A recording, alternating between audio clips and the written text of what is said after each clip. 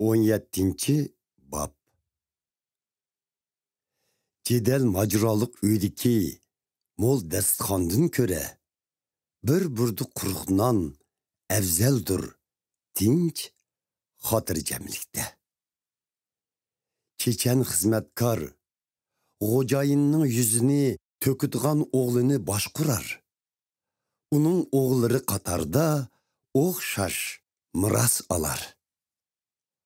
Oltin kumush o'tni tavlinar, odamning qalbini Parvardigor sinar.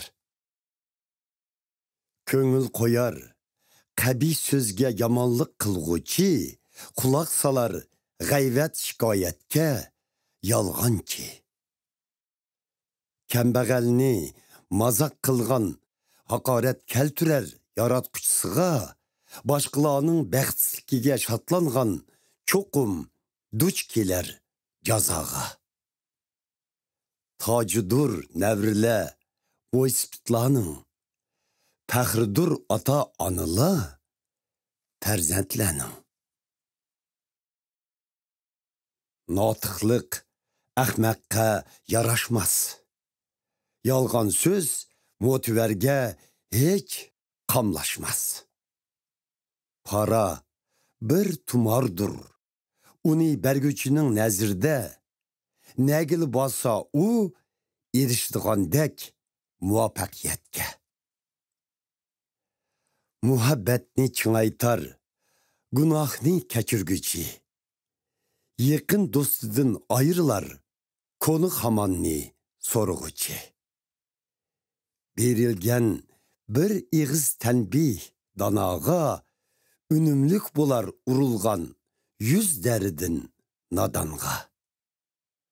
Ko'zlar razil, faqat isyon ko'tirishni, shunga avatlar uningga rayimsiz elchi.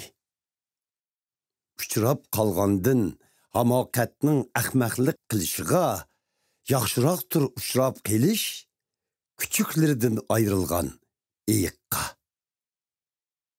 Kimki yaxshilikqa qilsa yomonlik, uydan ketmas yomonlik. Tosmudiki su toshqandekdir jidalning boshlanishi.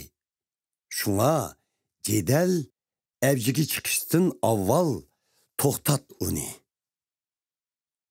Yomonni aqlg'onlik bilan haqqoniyni qalg'onlik. Her ikisi Parvardigorga yirkinchlik. Pulning nemi paydisi ahmoqning qo'ldiki. Setib olalamdi donolikni. Faqat yo'q uningga erishish niyati. Do'st sana mehr muhabbat ko'star har qachon. Qarindosh ig'ir kunlarda hamdam bo'lishqa tug'ilgan. Qo'l berib aqlsiz kishi kepil bo'lar o'zgaga. Gunoh qilishqa omroqdir jidalxo'r kishi, o'z bosug'isini egiz qilgan yiqilar o'zi. Ko'rmas yaxshilik niyati yomon, tartar hili mikirlik til ziyon. Ahmoqning otisi bo'lish qayg'uluqdir. Nodonning otisining xushalliqi yo'qdir. Baxsh etar shod ko'ngil shifolikni, qurutar ruhi sunuqluq yilikni.